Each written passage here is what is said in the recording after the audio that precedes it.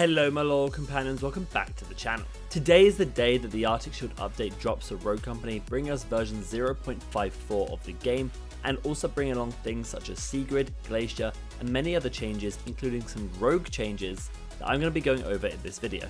There's going to be some bug fixes and balancing changes that are going to bring some rogues back into the meta where they haven't been recently due to those issues or due to other rogues just being able to do the same job better. If you do go on to enjoy the video or just want to see daily educational Rogue Company content, make sure you drop a like and subscribe to the channel, but for now, let's get into it.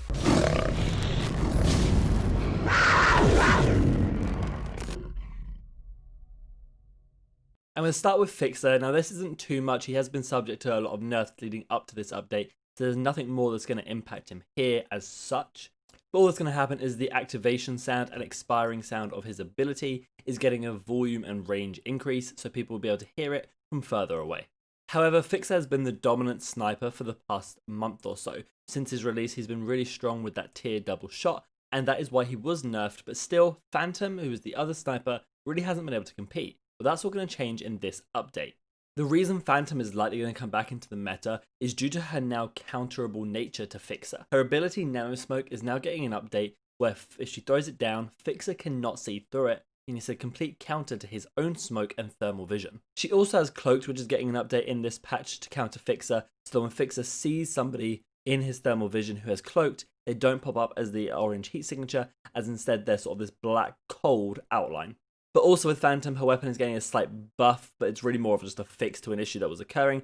The issue was that the fire rate and unscope speed was slower than intended, and now this is being fixed, so it should feel a bit faster, a bit more fluent as we're using Phantom Sniper. I think this update is going to allow Phantom really to come back into the fold as a counter to Fixer. Since now Fixer's been the dominant sniper, there's no reason to run Phantom, as she's just not as strong as Fixer really, and particularly in competitive meta, he was the go-to. I still think both are going to be good and viable. I just think Phantom may not come out as a counter option to Fixer, particularly with that Nano Smoke just to block it off, and a good, slightly updated sniper to help compete with just some of the logistical things with the weapon. Scorch is getting a very small change where they're reducing the sound range of her ability. And now we move on to Glitch, who I think is getting one of the most exciting changes or bug fixes that's going to really help him potentially bring him back into the meta.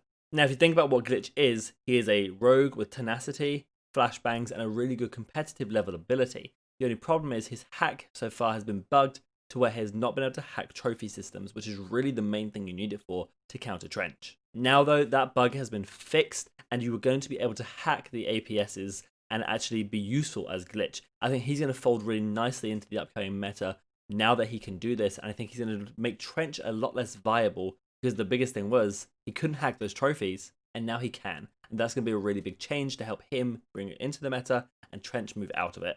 And now we get to talk about Dima, who has the most exciting change of all and probably the biggest change of all that I think is going to help him be a bit more viable in the competitive and just general rank play meta. I'll start by talking about his passive change. Originally his passive Burnt would, when he downs an enemy, reveal them for a couple seconds, which generally was okay for allowing you to thirst somebody, but not massively impactful.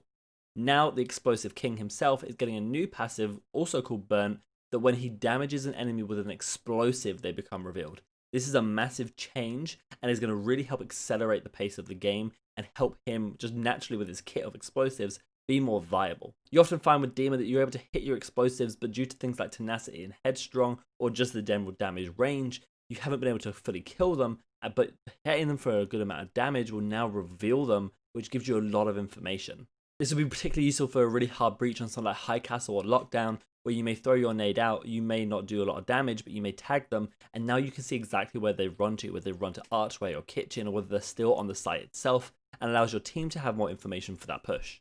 I think this is a really good change, and it's also going to be useful for the Dahlia link to now get that updated passive also. But he also has a change, and quite a big change, to his Merv grenade launcher, his main ability. What's changing with this is that the radius, the blast radius of it, at both the inner range and the outer range have increased. The inner range blast damage has moved from 2.75 meters to 3 meters, and the outer range has moved from 4 meters to 4.5 meters.